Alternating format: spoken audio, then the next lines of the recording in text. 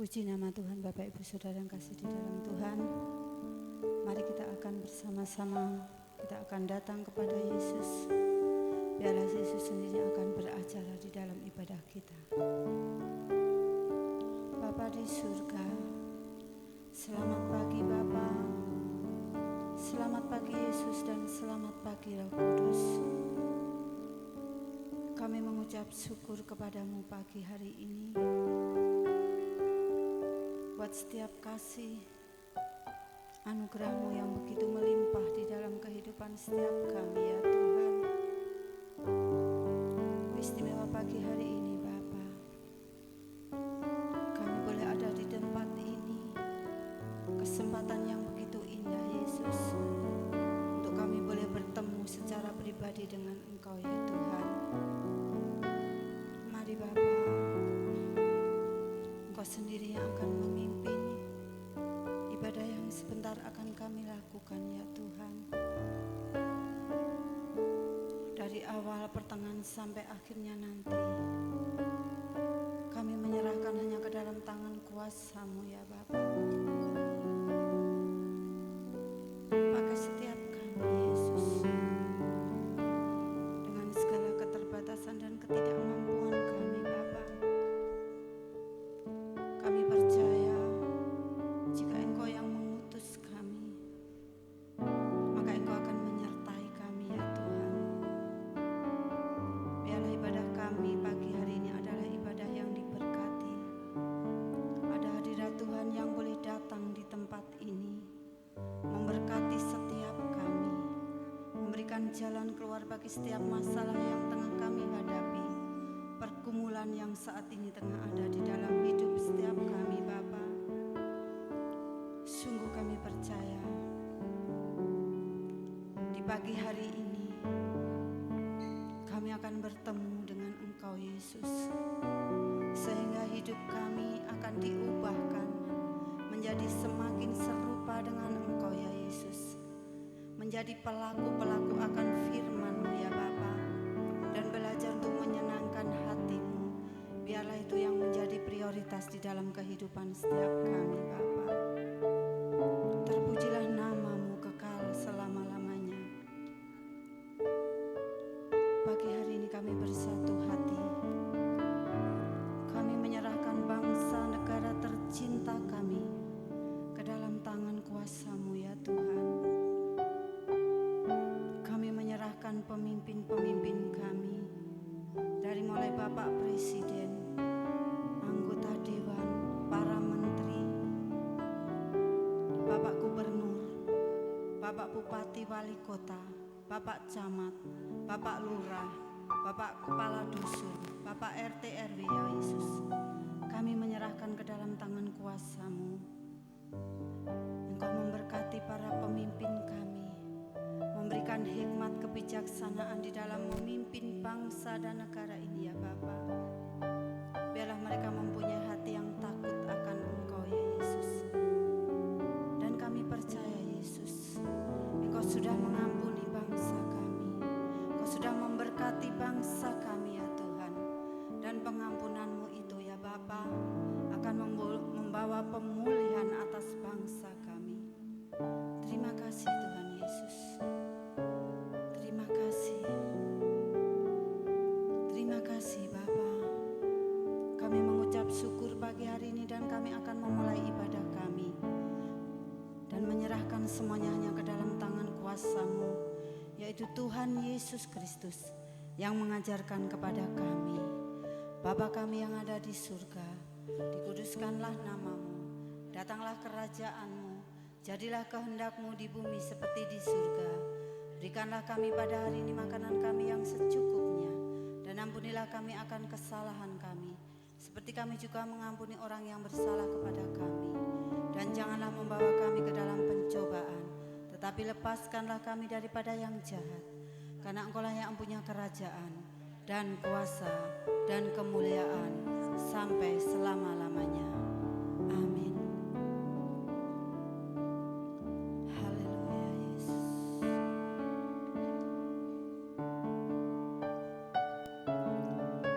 Hanya Engkau yang layak kami puja.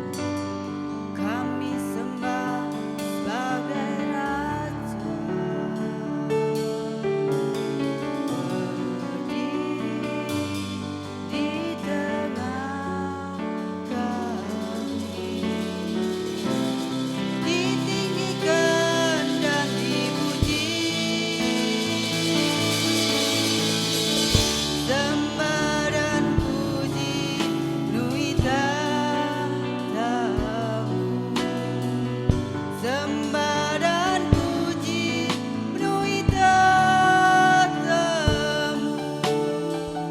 Sembah dan puji penuhi tatamu. Yesus Tuhan adalah Raja. Mari saya sebut, kita semua akan bangkit berdiri. Yesus, kami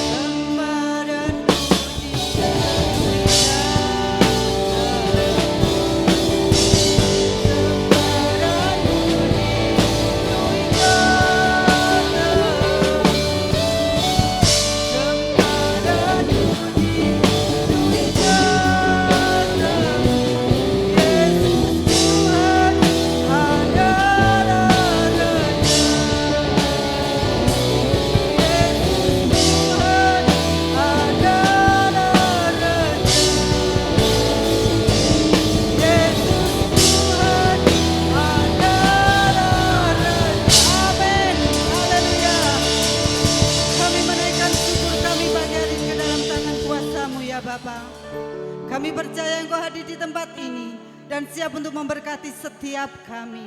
Terpujilah namamu kekal selama-lamanya. Di dalam nama Tuhan Yesus Kristus.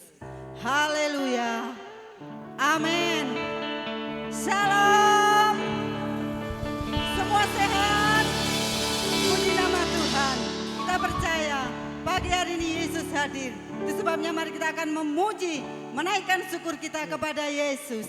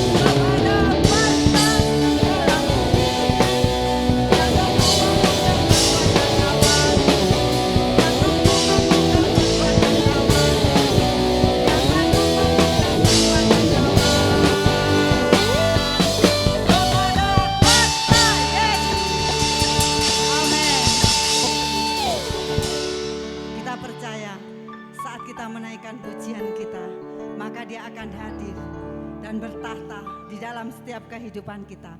Itu sebabnya hanya Yesus yang layak kita tinggikan. Dia yang layak kita muliakan. Karena dia adalah Raja di atas segala raja.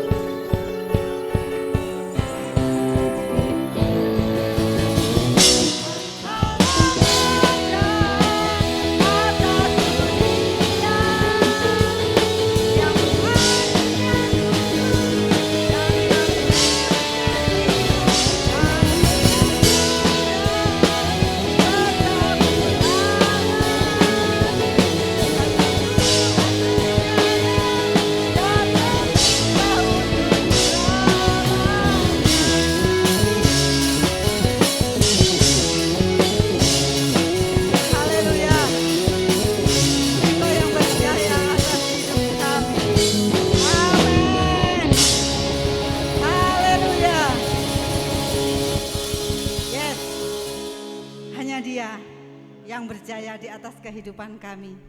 Saat Dia ada di dalam kehidupan kita, tidak ada satupun yang akan melawan di dalam kehidupan kita. Karena Dia sendiri yang boleh ada dan bertahta di dalam hidup kita. Naikkan pujian syukurmu kepada Dia, sebab Dia yang layak dipuji.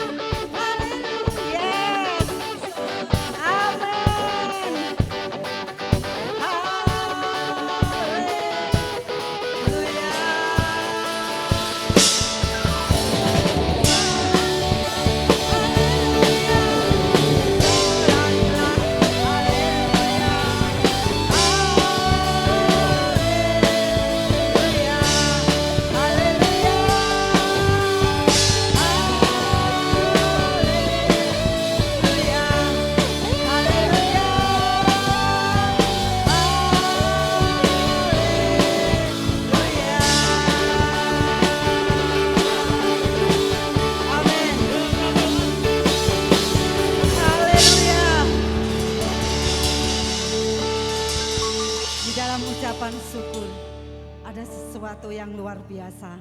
Dan di dalam ucapan syukur ada mujizat Tuhan yang akan dinyatakan di dalam setiap kehidupan kita. Kebenaran firman Allah pagi hari ini akan menguatkan setiap kita. Katakan kepada Yesus, Yesus, aku bersyukur kepadamu. Aku mau bermazmur bagimu ya Allah. Hanya Engkau yang layak ditinggikan.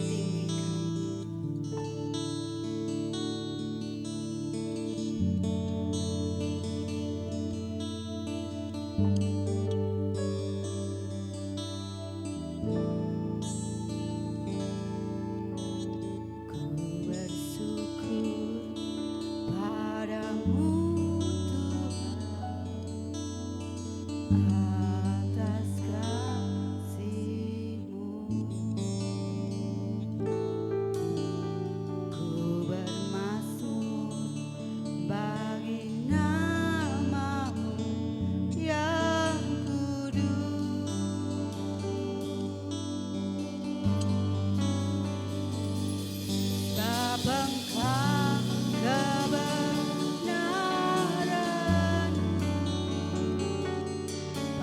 Padamu ku percaya, betapa mulianya Tuhanku, ku rindu menyatakan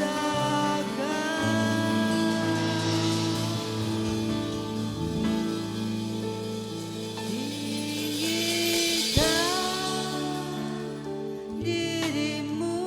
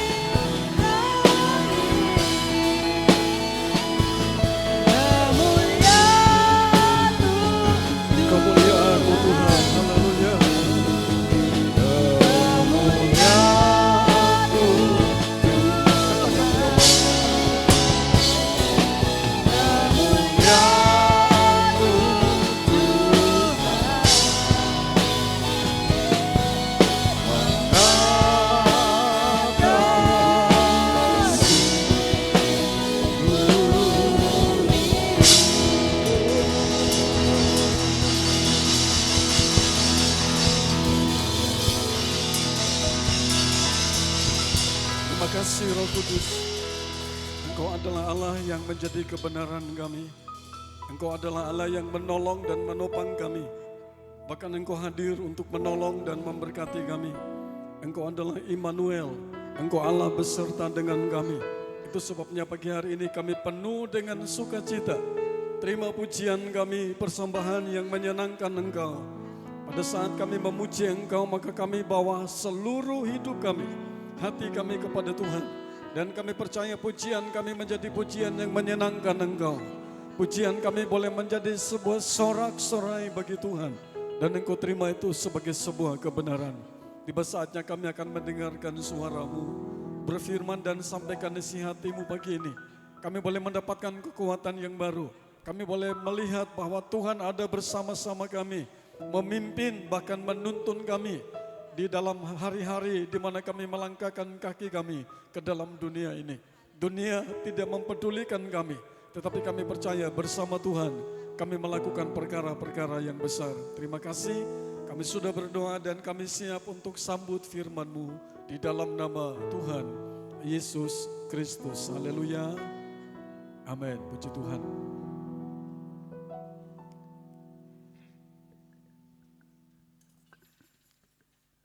Selamat pagi Bapak Ibu. Shalom. Ya, selamat Natal. Tuhan Yesus memberkati saya dan saudara. Bapak Ibu, kita masih ada dalam suasana Natal. Dan pagi ini saya masih berbicara tentang Natal. Saya akan berbicara tentang Immanuel, artinya Allah beserta dengan kita. Nah, Allah beserta orang percaya adalah fakta yang tak terbantahkan. Ya. Saya mau bilang sama saudara begini. Tadi saya mau berangkat, saya putar video, satu video, dan video itu dia membantah tentang Yesus Kristus. Dia adalah Allah yang betul-betul hidup dan berkuasa. Dan tidak mungkin dia mati buat saya dan saudara. Saya katakan dalam hati saya dan saya katakan begini bahwa justru dia adalah Allah, maka dia rela mati buat saya dan saudara. Yang percaya katakan amin. Jadi fakta bahwa Allah Immanuel itu tidak terbantahkan. Jadi kita mendengar, kita menikmati, kita melihat bahwa betapa dahsyatnya Allah yang kita percaya. Selain Alkitab mengungkapkan kebenaran tersebut, setiap orang beriman juga dapat menyaksikannya. Mereka dapat membuktikan dengan amat jelas bahwa Allah yang Maha Kuasa senantiasa menyertai, memelihara, bahkan siap sedia untuk mengulurkan tangan untuk menolong saya dan saudara. Jadi Allah yang kita sembah dia bukan Immanuel saja. Dia tidak hadir saja untuk melihat kita, tetapi dia hadir, dia menolong kita, dia membentuk kita. Bahkan dia menjawab setiap permintaan doa saya dan saudara. Nah itu sebabnya pagi hari ini mari kita buka hati kita dan kita izinkan Roh Kudus untuk menolong saya dan saudara. Oke, sekarang kita akan melihat apakah fakta ya, yang membuktikan betul-betul kalau Yesus itu adalah Immanuel. Matius pasal yang pertama ayat 18 sampai 25. Mari Mas Paulus tolong bacakan ayat-ayat tersebut. Matius pasal yang ke-18 ayat 1, pasal 1 ayat 18 sampai ayat yang ke-25.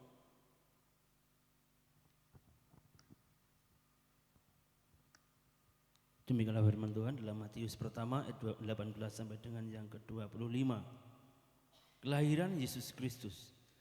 Kelahiran Yesus Kristus adalah seperti berikut. Pada waktu Maria, ibunya bertunangan dengan Yusuf, ternyata ia mengandung dari Roh Kudus sebelum mereka hidup sebagai suami istri. Karena Yusuf suaminya seorang yang tulus hati dan tidak mau mencemarkan nama istrinya di muka umum, ia bermaksud menceraikannya dengan diam-diam. Tetapi ketika ia mempertimbangkan maksud itu, malaikat Tuhan nampak kepadanya dalam mimpi dan berkata, "Yusuf, anak Daud, janganlah engkau takut mengambil Maria sebagai istrimu, sebab anak yang di dalam kandungannya adalah dari Roh Kudus. Ia akan melahirkan anak laki-laki dan engkau akan menamakan dia Yesus. karena dialah yang akan menyelamatkan umatnya dari dosa mereka. Hal itu terjadi supaya genaplah yang difirmankan Tuhan oleh Nabi.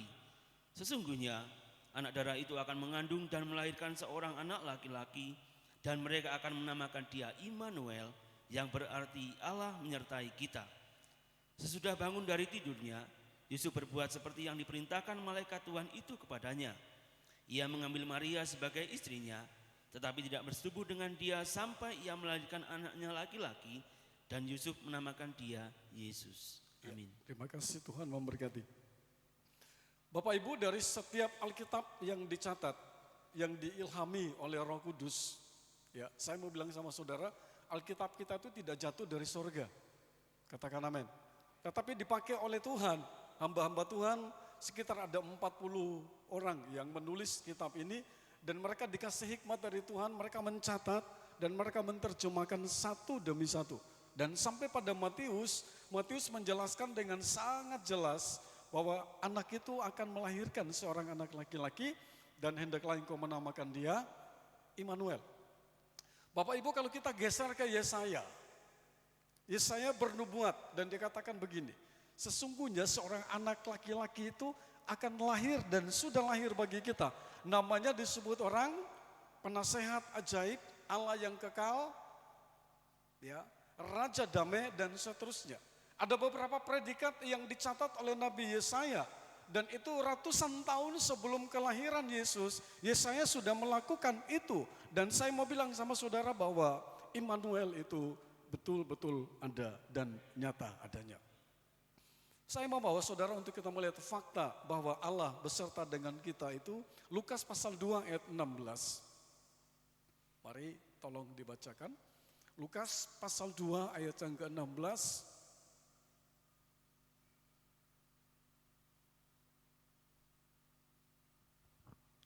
Demikianlah firman Tuhan dalam Lukas 2 ayat yang ke-16. Lalu mereka cepat-cepat berangkat dan menjumpai Maria dan Yusuf dan bayi itu yang sedang berbaring di dalam palungan. Ya. Bapak Ibu, saya mau tunjukkan kepada saudara bahwa ini fakta, real dan nyata. Bahwa Yesus dia pernah menjadi kemuliaan Allah dengan kita. Kemuliaan Allah ada di tengah kita.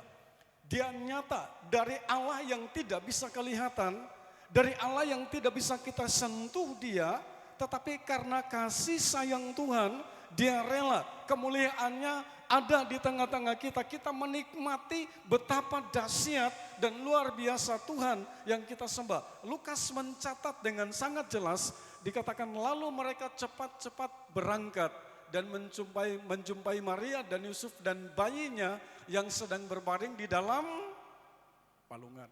Hal yang pertama, saya mau katakan kepada saudara bahwa Immanuel itu jelas terjadi. Buktinya di mana? Lukas 2 ayat 16. Dia sedang terbaring di dalam palungan. Ini bukti, fakta yang tidak bisa tersangkalkan. Ada sesuatu yang membuktikan saya dan saudara bahwa hal itu betul-betul terjadi dan itu terjadi, benar-benar terjadi. Itu sebabnya saya mau katakan kepada Bapak Ibu Saudara yang dikasihi Tuhan. Pada saat pagi hari ini sebelum kita melangkah masuk pada bulan depan, kita akan melakukan yang namanya pentahbisan, atau kita akan mengutus ada beberapa orang yang akan ambil bagian. Saudara, mari kita ambil keputusan dan kita katakan bahwa Yesus telah menjadi manusia. Ya. Dia lahir di dalam palungan yang hina. Dia datang bukan dengan sebuah kemewahan, tetapi dia datang dengan sebuah menunjukkan bahwa dia adalah Allah yang peduli kepada manusia. Dia ada di dalam palungan yang biasa digembalakan oleh orang-orang Israel pada saat itu. Itu sebabnya hari ini saya mau katakan kepada saudara, kelahiran Yesus Kristus, Immanuel itu membuat saya dan saudara menjadi orang percaya yang memiliki kerendahan hati. Kita tidak kejar yang namanya pekerjaan itu sebagai hal yang paling utama. Kita tidak mengejar kemewahan itu sebagai sesuatu yang menjadi standar bagi kita. Standar bagi orang percaya bukan itu. Kalau Tuhan berkati kita, oke. Kalau Tuhan izinkan kita mengalami hal itu, oke. Tapi satu hal yang saya mau sampaikan kepada saudara, dia pernah menyatakan pada saya dan saudara, dia pernah lahir di palungan yang hina.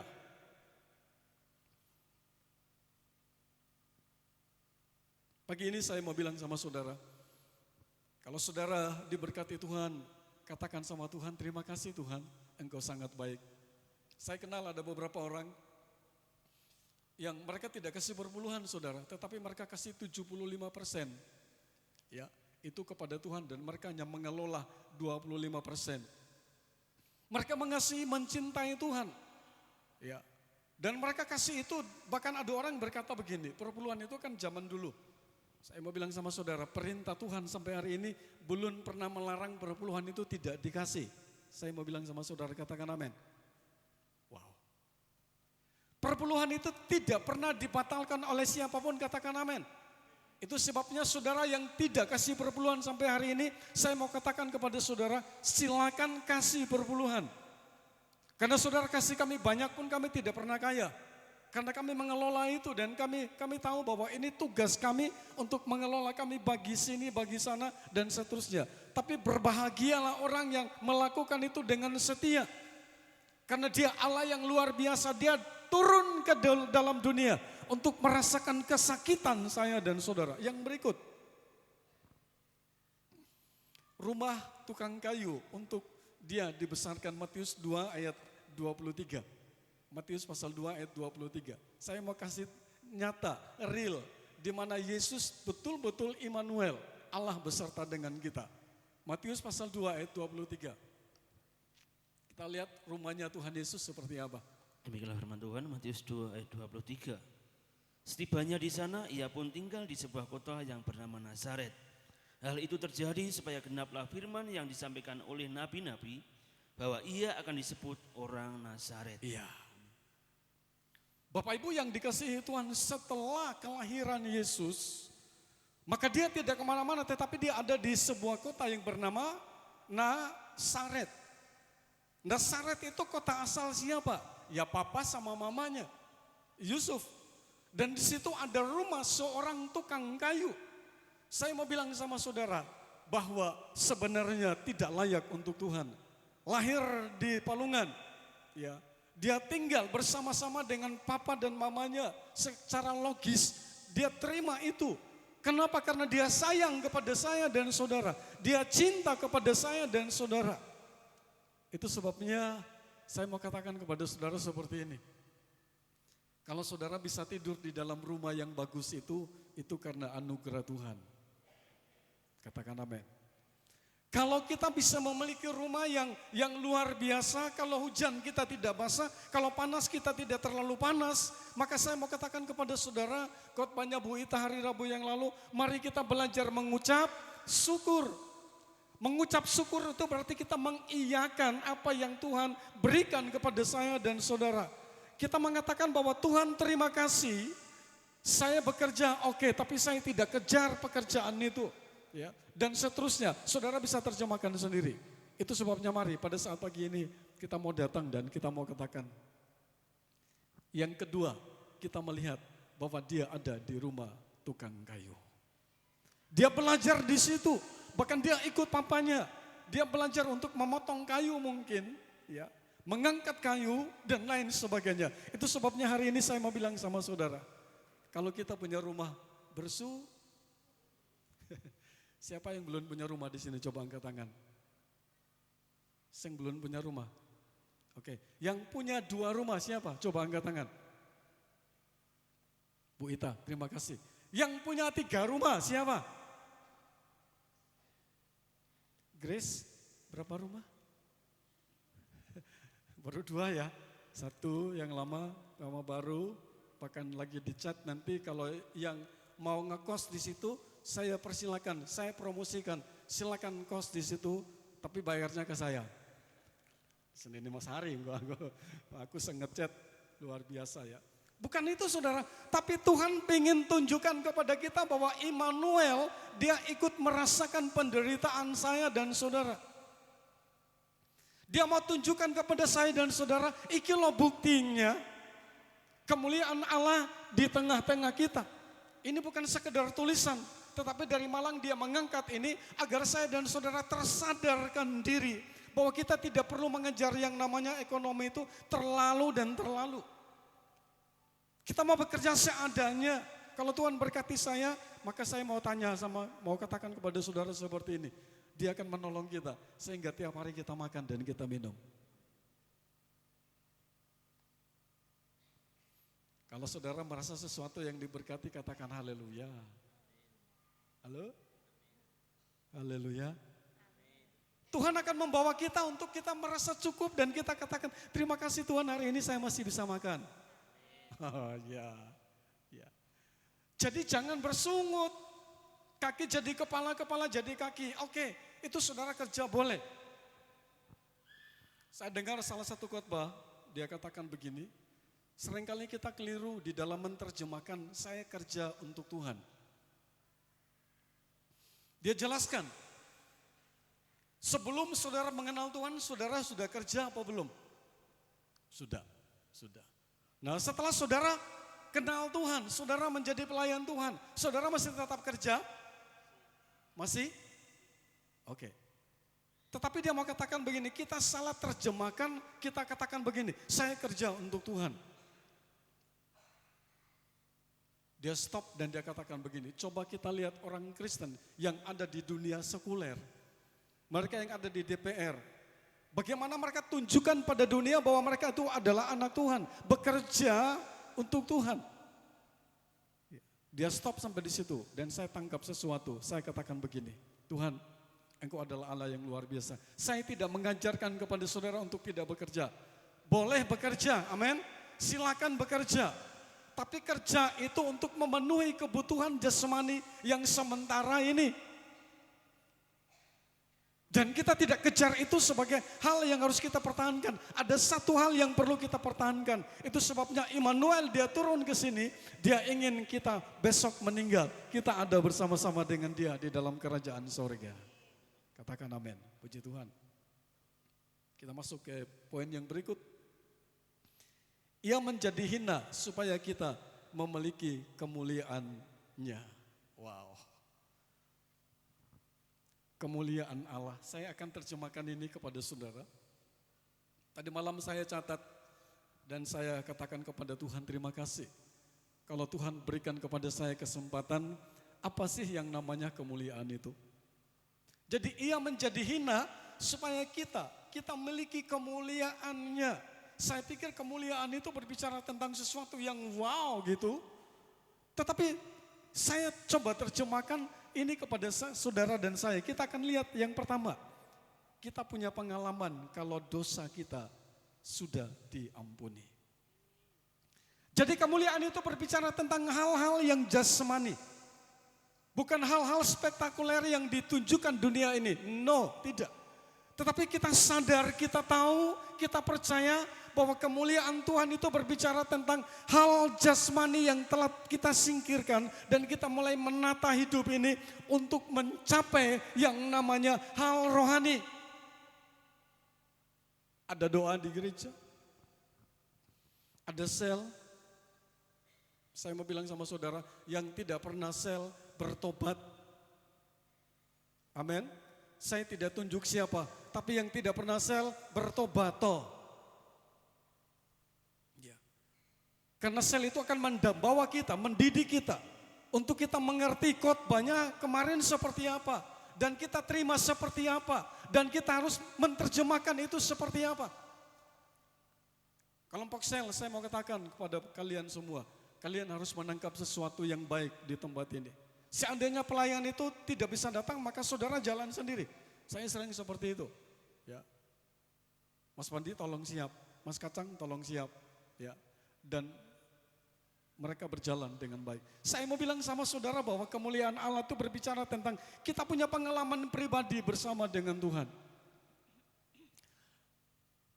Kalau Tuhan izinkan hari Minggu pertama, saya akan khotbah tentang kehilangan kasih mula-mula. Itu sudah saya gumuli dan saya mau bawa itu kepada saudara. Saudara coba bayangkan, pada saat saudara kenal pertama kali dengan Tuhan itu seperti apa? Saya ingat betul waktu saya masih ada di Rote, di NTT, tadi malam saya telepon kepada adik saya dan dia katakan bahwa dia mau menikahkan anaknya yang terakhir. Saya bilang kalau ada berkat saya pulang, tapi kalau tidak ada ya saya doakan aja. Nah, saya bisa menikmati betapa merasakan bagaimana penderitaan Tuhan Yesus ketika dia datang dan dia hadir di dalam rumah itu. Dan dia katakan bahwa kemuliaan Tuhan berbicara tentang sesuatu yang membawa kita mengerti bahwa dosa kita telah diampuni oleh Tuhan. Pengalaman pribadi membawa kita untuk berjalan, kita ibadah, kita doa, kita sel, kita kaum wanita, kita kaum pria. Karena bukan siapa-siapa yang mendorong kita, tapi pengalaman pribadi kita yang membawa kita untuk kita masuk ke dalam area itu. Saya lihat saudara ngisi, aku rebo tok ya, enggak apa-apa. Tapi saya mau bilang sama saudara, masa kat dia terrebo kuwi tok. Ya. Aku choir tok ya, besok rebo kita akan ke Blitar, ada 20 orang yang menari, kita jadi choir. Aku choir tok ya, mbok ya tambah lagi satu.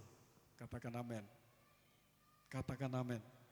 Kalau kita punya pengalaman pribadi, kita mengerti kita sudah diampuni oleh Tuhan, maka kita pakai kesempatan itu untuk melayani Tuhan. Apapun yang kita bisa, kita lakukan itu untuk Tuhan. Dan hari ini saatnya Immanuel, Allah beserta dengan kita. Dia tunjukkan ada 3 bukti. Ya, bahwa dia pernah merasakan penderitaan manusia. Agar saya dan saudara kita memiliki sebuah kerendahan hati dan kita mengagumi itu, kita katakan Tuhan terima kasih. Kalau Tuhan memberkati saya, oke, saya kerja ini, tapi kalau Tuhan belum memberkati saya akan tunggu sampai Tuhan berkati saya. Seandainya tidak, saya akan pulang, saya akan masuk dalam kerajaan sorga bersama-sama dengan Tuhan. Yang kedua, hidup kita dipulihkan oleh Tuhan. Itu yang namanya arti kemuliaan Tuhan. Kita dipenuhi dengan kemuliaan Tuhan. Berarti firman itu membuat saya dan saudara sadar bahwa dosa kita diampuni. Dan kita siap besok meninggal masuk dalam kerajaan surga. Yang kedua, dikatakan bahwa hidup kita dipulihkan oleh Tuhan. Kita sekarang menjadi miliknya Tuhan. Atau hidup kita bukannya aku lagi. Jadi saya mau bilang sama saudara, pada saat kemuliaan Tuhan itu terjadi dalam hidup ini, saudara coba perhatikan baik-baik. Apakah ini masih terjadi dalam hidup kita atau saudara sudah melupakan ini? Apakah hidup saya berubah atau tidak? Hidup saya bukannya aku lagi, tapi Tuhan yang ada di dalam aku mau lakukan apa yang Tuhan pingin saya lakukan. Ada anak muda, Bapak Ibu Saudara yang dikasihi Tuhan, mari kita akan belajar bersama-sama pada saat pagi ini. Kita mau katakan pada diri kita sendiri, hidupku bukan aku lagi. Hidupku bukannya aku lagi, tapi hidupku, tapi oke, itu saja. Hidup kita adalah Yesus yang ada di dalam diri kita. Kemanapun kita membawa itu, kita pergi, kita bawa Yesus yang hidup di dalam diri kita. Karena kemuliaan itu membuat saya dan saudara, kita mengenal pengalaman pribadi, mengalami pengalaman pribadi. Yang kedua, kita mengakui bahwa hidup kita bukan aku. Yang ketiga, rindu untuk mendengar suara Tuhan. Saya perlu bertobat dalam hal ini, karena waktu saya bertobat, saya mau khotbah dulu, saya tanya sama Tuhan, Tuhan, apa yang harus hamba-Mu sampaikan hari ini? Dan kalau saya kilas balik khotbah saya buka buku saya lihat bahwa khotbah saya hari ini sama yang dulu jauh berbeda. Ya. Kalau sekarang mungkin bahasanya saya tata. Tetapi saya lihat bahwa ada catatan-catatan di mana saya menikmati bagaimana Tuhan suruh saya, bahkan saya pernah berapa kali rubah judul khotbah saya karena Tuhan bicara lain. Ya. Seringkali saudara tidak perlu sekolah Alkitab sekarang, tidak perlu. Ya. Saudara buka YouTube saja dan ada rentetannya di situ. Saudara mau khotbah apa saja boleh. Tapi saya mau katakan kepada saudara, apakah itu memang pengalaman pribadi saudara dengan Tuhan? Katakan amin.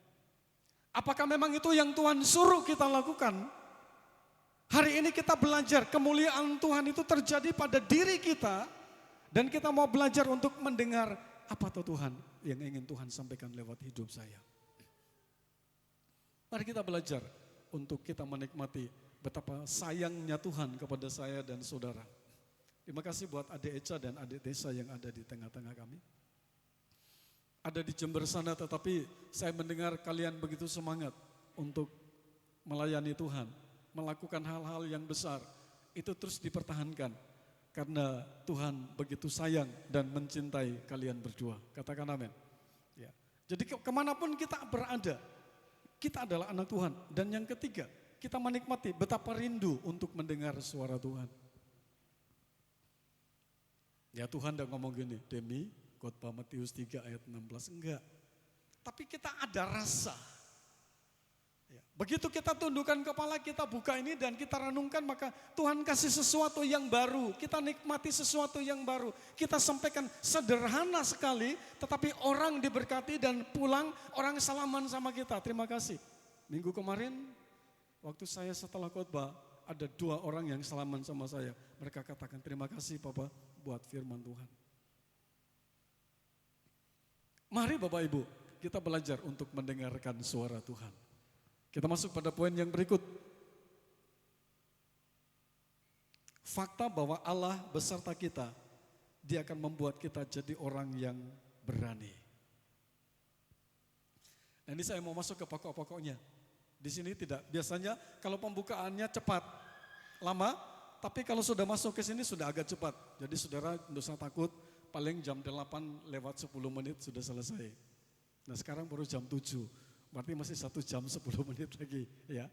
Jadi kita akan melihat fakta bahwa Allah ada bersama-sama dengan kita ada sebuah keberanian. Kalau tadi kita melihat bahwa Tuhan dia dengan sederhana dia lahir, dia jadi Immanuel, dia bersama-sama dengan kita.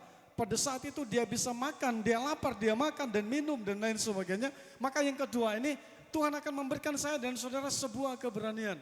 Ya, saya minta tolong ya anak-anak yang ada di depan untuk dengarkan firman-Nya biar diberkati sama Tuhan. Kita berani melakukan apa yang Tuhan ingin kita kerjakan. Yang pertama, saya mau katakan kepada saudara, berani dalam menghadapi segala tantangan kehidupan. Roma 8:31 sampai 33. Roma pasal 8 ayat 31 sampai ayat 33.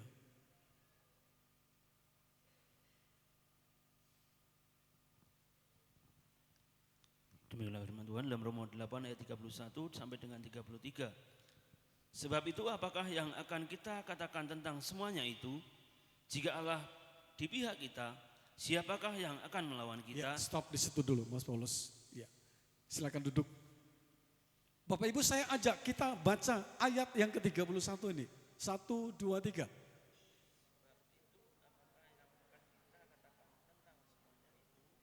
Jika Allah di pihak kita, siapakah yang akan melawan kita? Nah, bentuk sebuah keberanian yang pertama, kita sadar bahwa kita tidak berjalan sendiri, katakan amin. Kita bersaksi, kita tidak ngomong sendiri, tetapi kita izinkan Tuhan. Tadi pengalaman kita mengakui dosa kita telah diampuni oleh Tuhan. Dan kita katakan, aku bukan milik aku lagi, aku siap mendengar suaramu. Itu dipraktekkan di bagian kedua. Ada sebuah keberanian untuk mengambil sebuah tindakan yang nyata, yang mana orang dunia tidak bisa melakukan ini. Karena kita sadar bahwa Allah ada bersama-sama dengan kita. Dia tidak jauh dari kita. Dia lahir aja di palungan. Dia ada bersama-sama dengan Yusuf di dalam rumah itu. Bahkan dia katakan, aku datang, aku menderita, siap menderita supaya kita mengalami kemuliaan Allah. Mari Bapak Ibu Saudara yang dikasihi Tuhan, Kita belajar ada sebuah keberanian. Kadang-kadang kita hanya pingin tok. Pingin sama mau itu beda. Saudara pernah baca tentang ada dua wanita yang melayani Tuhan. Marta dan Maria. Marta dan Maria. Saya sampaikan ini kepada saudara, ada kemauan dan ada tindakan. Nah, kalau kita lihat bahwa Marta dia sibuk dengan yang jasmani. Sampai akhirnya dia merasa lelah pada saat kita sibuk melayani Tuhan hanya karena kemauan kita, hanya karena daging kita, satu saat nanti kita jadi lemah, katakan amin. Itu sebabnya kita katakan begini, aduh jangan saya lah. Kalau Tuhan izinkan bulan depan roster itu akan dimulai, Mama akan bikin roster itu. Dan pada saat nama saudara ada di situ, saudara katakan begini, Immanuel, Allah beserta dengan aku. Katakan amin. Dia beserta dengan aku dan aku siap, ada satu keberanian. Kita hanya bukan ngomong aku pingin melayani, tapi piye rasanya, caranya piye. Saya buka ini kepada saudara, minta sama Tuhan dia kasih kita keberanian. Dia Allah yang dahsyat, namanya disebut orang penasehat ajaib, Allah yang kekal, Raja damai. Dia akan memberikan kepada kita apa yang kita butuhkan, apa yang kita perlukan. Bahkan keberanian itu, dia akan ada bersama-sama. Ayat yang ke-32.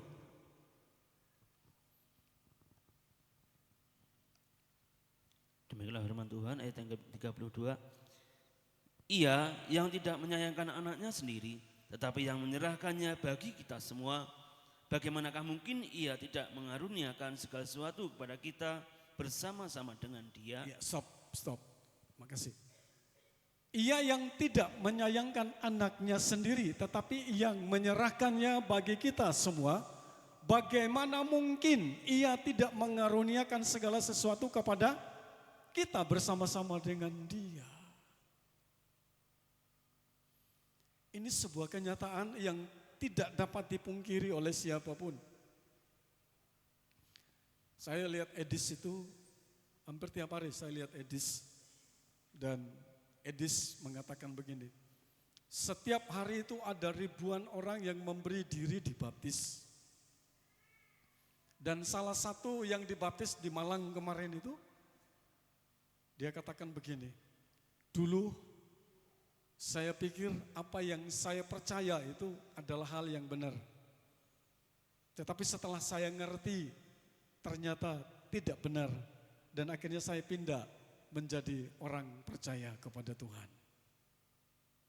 Saya mau bilang sama saudara, keberanian itu datang pada saat kita sadar bahwa yang menyertai kita lebih dari segala-galanya.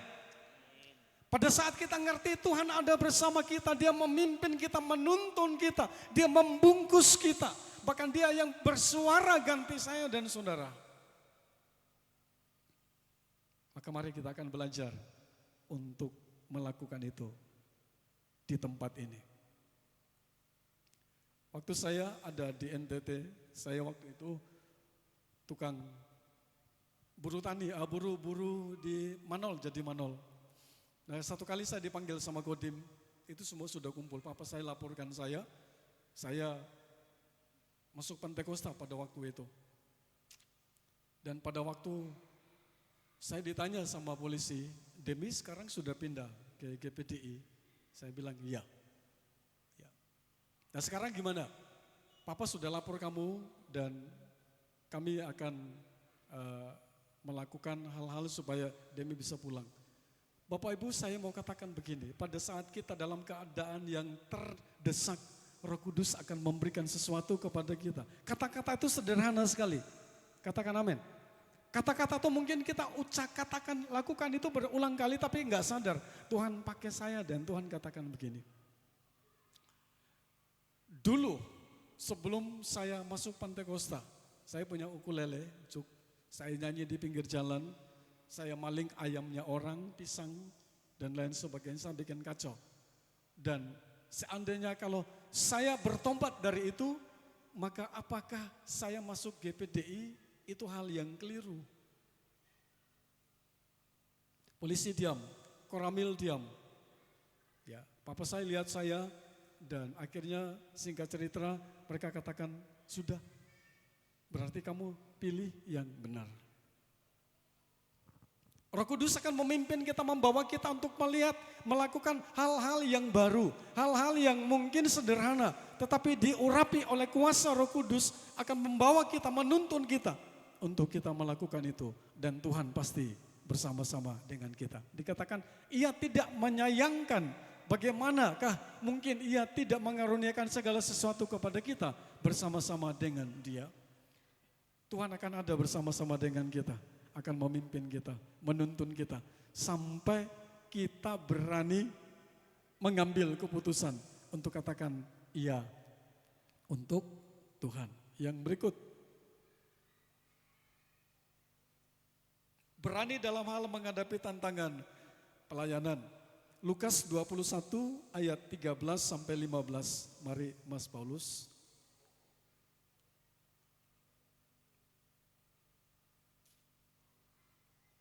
Lukas 21 ayat 13 sampai 15. Demikianlah firman Tuhan, Lukas 21 ayat 13 sampai dengan 15. Hal itu akan menjadi kesempatan bagimu untuk bersaksi. Sebab itu tetapkanlah di dalam hatimu, supaya kamu jangan memikirkan lebih dahulu pembelaanmu. Sebab aku sendiri akan memberikan kepadamu kata-kata hikmat, sehingga kamu tidak dapat ditentang atau dibantah lawan-lawanmu. Amin. Ya. Bapak Ibu, bagian yang kedua, saya mau katakan berani dalam menghadapi tantangan pelayanan.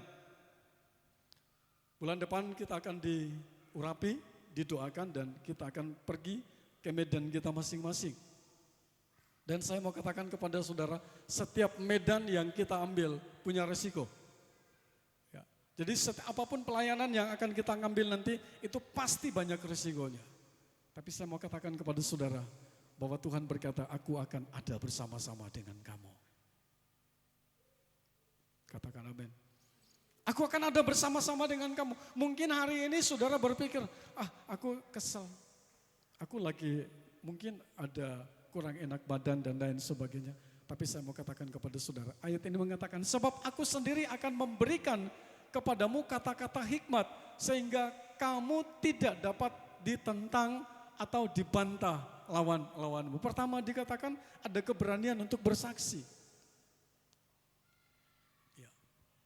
Mungkin kita katakan, ucapkan, Tuhan Yesus sayang sama kamu. Ya. Kita ketemu anak kecil mungkin, atau sahabat kita mau katakan kepadanya, Tuhan Yesus sayang sama kamu. Saya mau tanya sama saudara, Bapak Ibu bisa katakan itu, ucapkan itu, coba. 1, 2, 3.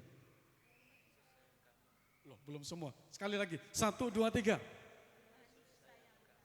Neng gereja, gampang ya. Tuhan Yesus sayang sama kamu. Tapi jajal saudara-saudara keluar ke dunia nyata saudara. Ya, terus saudara ngomong begini, Pak, Gusti Yesus sayang panjenengan. Bisa? Coba ucapkan ini lagi, Tuhan Yesus sayang panjenengan. Bisa ya? Bisa. Saya mau bilang sama saudara, Tuhan akan kasih kita keberanian untuk bersaksi. Sampai kapan kita tidak bisa bersaksi? Sampai Tuhan memanggil kembali kita sudah tidak bisa berbuat apa-apa. Tapi selama kita masih hidup, kita jalan, mungkin kita sedang macul mungkin. Kita sedang bekerja, sedang nandur mungkin. Sedang bekerja tukang kayu, tukang batu. Teman kita katakan, Tuhan Yesus sayang sama kamu. Perkataan yang saudara ucapkan itu akan terngiang terus di kupingnya. Sampai satu saat dia bersaksi begini. Aku dimenangkan gara-gara ada seorang bapak yang ngomong, Gusti Yesus niku trisno karo kula. Amin. Mau lakukan ini? Mari kita mau lakukan saudara. Karena ada sebuah keberanian yang Tuhan berikan kepada saya dan saudara. Sehingga kita dimampukan untuk melakukan hal-hal yang sangat besar. Jadi fakta bahwa Yesus itu adalah Immanuel. Kita ada satu keberanian untuk bersaksi, untuk menyatakan bahwa Tuhan ada bersama-sama dengan saya. Dan engkau pasti diselamatkan oleh Tuhan Yesus Kristus. Kita masuk pada poin yang terakhir. Fakta bahwa Allah beserta kita membuat kita menghargai, ya, atau melakukan hal-hal di mana kita belajar untuk menjadi taat. Bapak Ibu Saudara yang dikasihi Tuhan, hari ini saya mau belajar untuk menyatakan ini kepada saudara. Ketaatan kita kepada Tuhan itu adalah hal yang paling penting. Saudara bisa melayani, yang daftar pasti bisa ya. Ya. Bisa menyampaikan firman Tuhan, Mas Muji? Siap. Ya. Siapa lagi yang mau masukin ada? Iya siap. Mas Hari, saya dari dulu wes incer Mas Hari kapan tak suruh sampai no firman. Karena kalau diukur dari waktu, Mas Hari wes suwi banget gitu ya. Ya. Terus Bu Lis, iya, Bu Lis penataran. Bu, halo. Ya. Ojo kalah karo Pak Jangkung, Pak. Jangan kalah sama Pak Jangkung. Bu Ita, Pak Dari, semua, ya. Mbak Dina. Halo Mbak Dina. Hai. Ya. Mbak Kartini yang ono. Ya kita sebut ya, tak sebut. Ayo toh belajar ikut sel. Ya. Ya, jadi enggak usah mikir ngene-ngene, ikut sel saja. Nah saya mau katakan begini, ketaatan kita kepada Tuhan.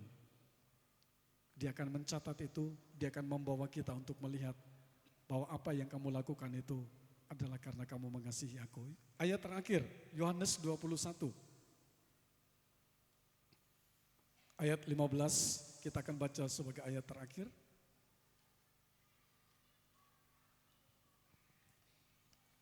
Mari Mas Paulus tolong bacakan ayat 15. Demikianlah firman Tuhan, Yohanes 21 ayat yang ke-15. Sesudah sarapan, Yesus berkata kepada Simon Petrus, Simon anak Yohanes, apakah engkau mengasihi aku lebih daripada mereka ini? Jawab Petrus kepadanya, benar Tuhan, engkau tahu bahwa aku mengasihi engkau. Kata Yesus kepadanya, gembalakanlah domba-dombaku. Iya, terima kasih.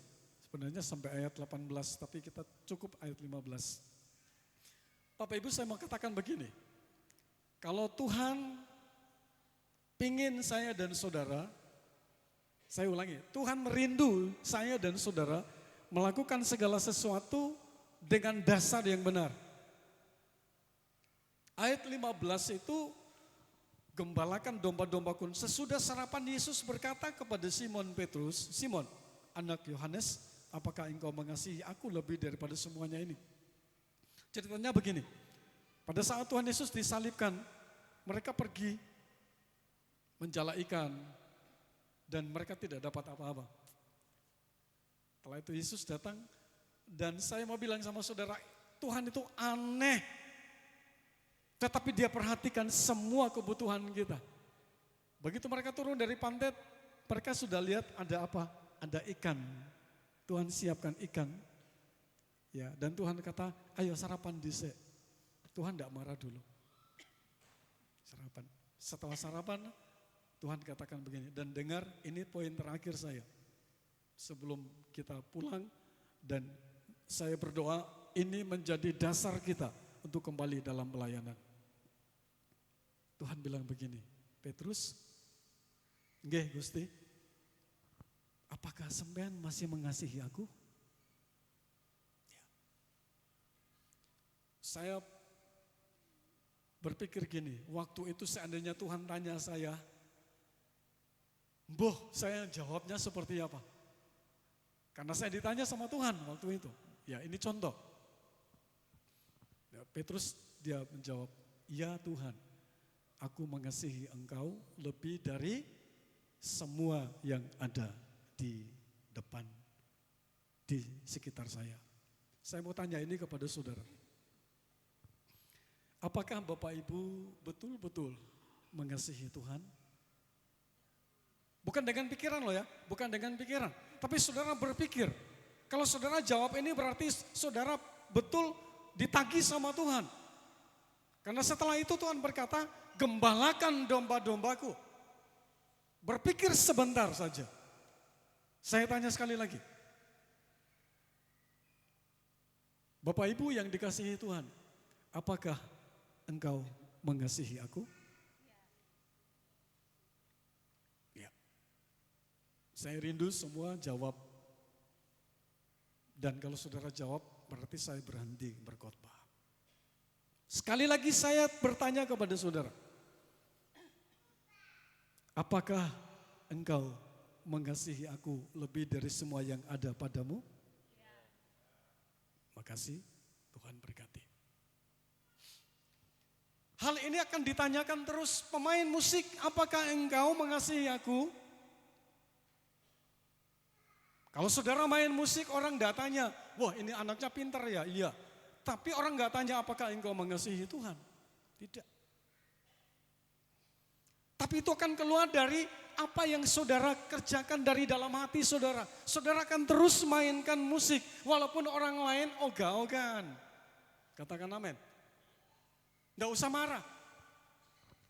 Saudara akan terus melayani. Pada saat saudara memikirkan bahwa aku mengasihi Tuhan lebih penting dari mengasihi apa yang ada pada diri saya. Termasuk pekerjaan saya.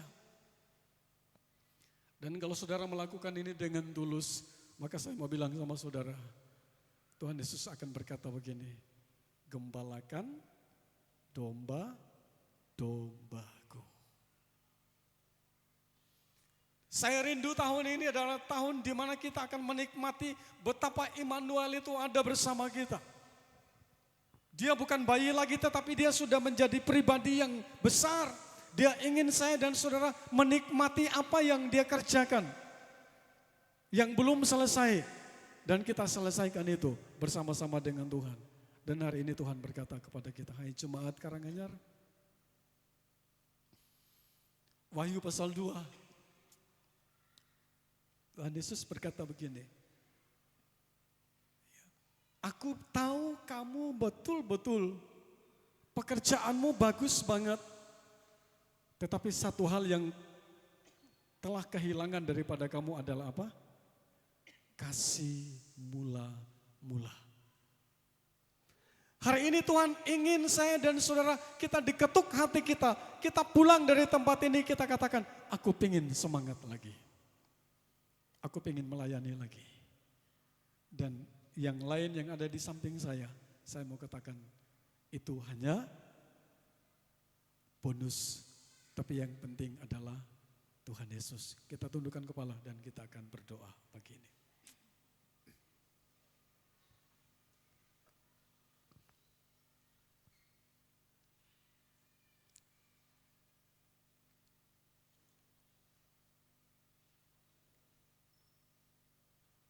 Kita akan angkat satu pujian.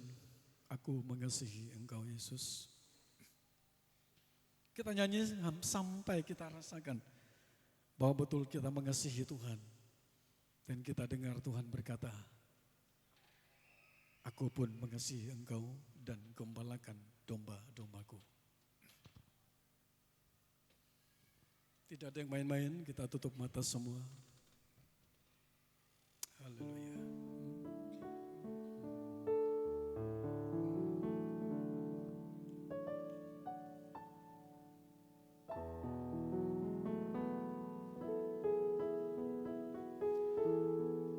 Aku mengasihi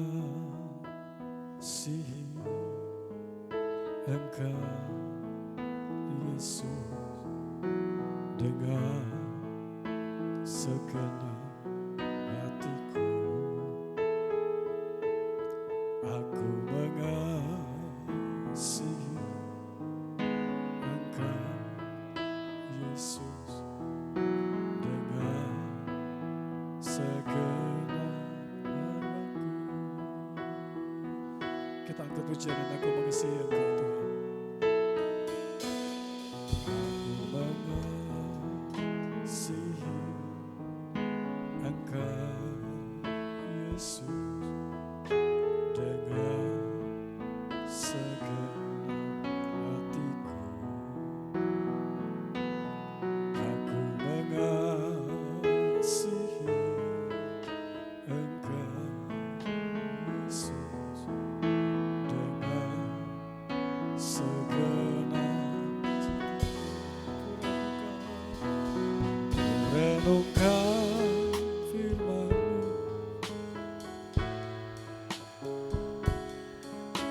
pegang perintah-Mu dan ku lakukan. Kau tahu ya Tuhan, tujuan hidupku hanyalah untuk menyenangkan hatimu. Aku mengasihi Engkau Yesus dengan segenap hatiku. Aku mengasihi Engkau Yesus dengan segenap. Ku renungkan firman-Mu siang dan malam. Ku pegang perintah-Mu dan ku lakukan. Engkau tahu ya Tuhan, tujuan hidupku hanyalah untuk menyenangkan hatiku. Kita nyanyikan pujian ini dengan tulus. Aku mengasihi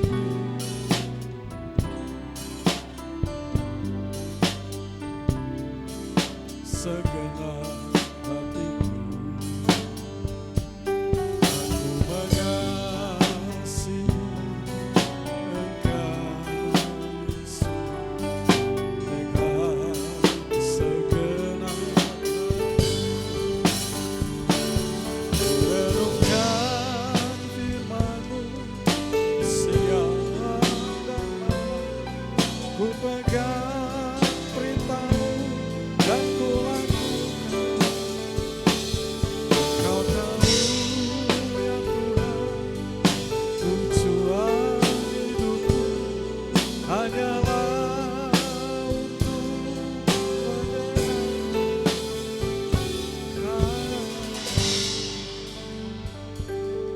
Biar keyboard saja yang akan memainkan pujian ini. Saya mau bertanya kepada saudara, apakah benar apa yang saudara isi di form itu betul berdasarkan hati saudara? Karena saudara mengasihi Tuhan, atau hanya sekedar karena saya bisa? Saya bertanya lagi, apakah saudara mengisi apa yang ada di form tadi malam, bahkan beberapa hari yang lalu, karena saudara merasa bahwa saudara mengasihi Tuhan, atau hanya sekedar karena saudara bisa? Pagi ini Tuhan mau katakan kepada saya dan saudara, masih ada banyak bangku-bangku yang kosong di tempat ini yang perlu diisi.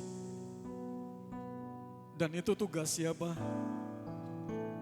Kami terbatas, tetapi kami memohon, kami meminta kepada saudara untuk menolong, membantu kami untuk mengisi bangku-bangku itu. Apakah saudara betul-betul mengasihi Tuhan? Kalau saudara mengisi itu hanya sekedar, hanya pamer dan lain sebagainya, maka saya mau katakan kepada saudara, lebih baik tidak usah. Karena saudara akan berhenti di tengah jalan. Tapi pada saat saudara mengisi itu dengan tulus dan katakan aku mengasihi engkau, maka saya mau bilang sama saudara, Tuhan akan berkata begini, gembalakan domba-dombaku. Kita berdiri bersama-sama dan kita angkat pujian ini, aku mengasihi engkau Tuhan.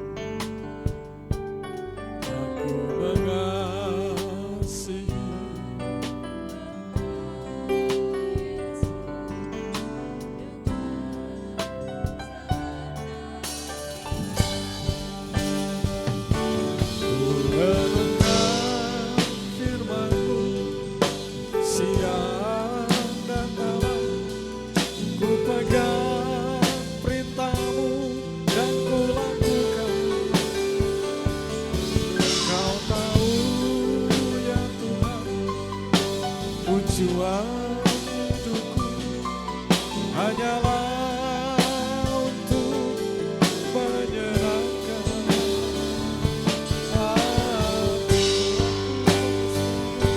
Oh, ku renungkan ibu kepala.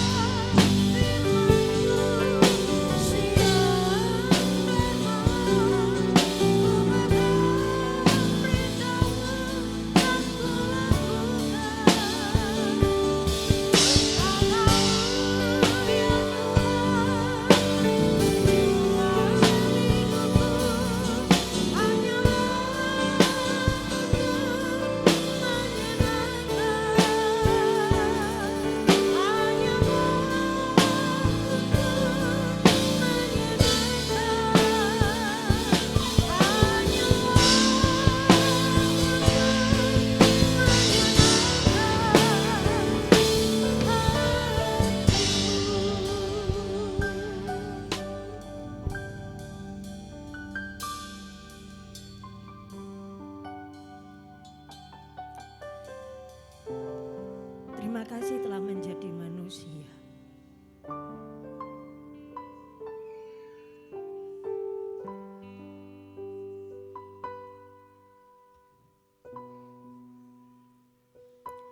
Karena dengan menjadi manusia, kami bisa menjangkau Engkau.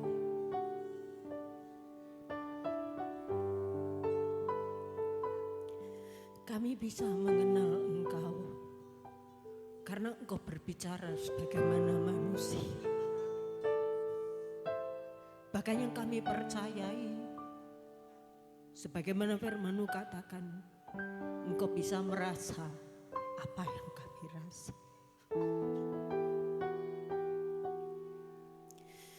Terima kasih tidak meninggalkan kami sebagai yatim piatu, karena Roh Kudus-Mu juga ada dalam hidup kami.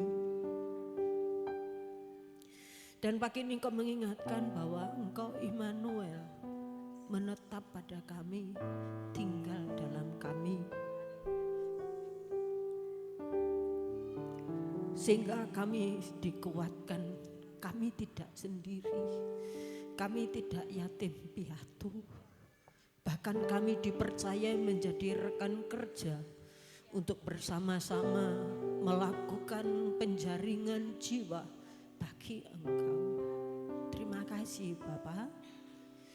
Biarlah apa yang kami lakukan, apa yang kami pikirkan dan apa yang kami bisa beri, bukan sebagai kewajiban tetapi sebagai ucapan syukur karena begitu besar kasih-Mu bagi kami.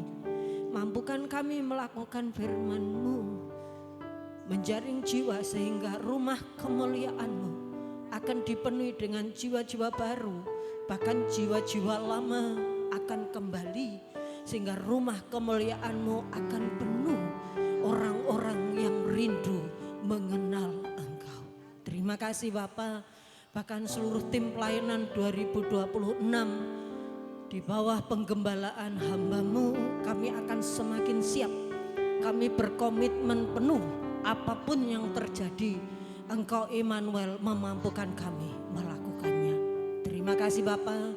Sekali lagi buat firman-Mu, buat hamba-Mu yang telah menyampaikan, biarlah terus akan mengingatkan kami bahwa Allah beserta kami. Kami akan berikan persembahan ucapan syukur kami. Kiranya Engkau akan kuduskan, sucikan dan Kau berkati, bahkan persembahan untuk Natal Bamak yang sampai hari ini masih begitu banyak yang kurang. Kami percaya Immanuel, Engkau juga El Shaddai telah menyediakan dan itu cukup. Terima kasih Bapa. Kami ucap syukur buat firman-Mu. Kami siap berikan persembahan kami di dalam nama Tuhan Yesus Kristus. Haleluya. Bapak, kami berterima kasih buat hari ini.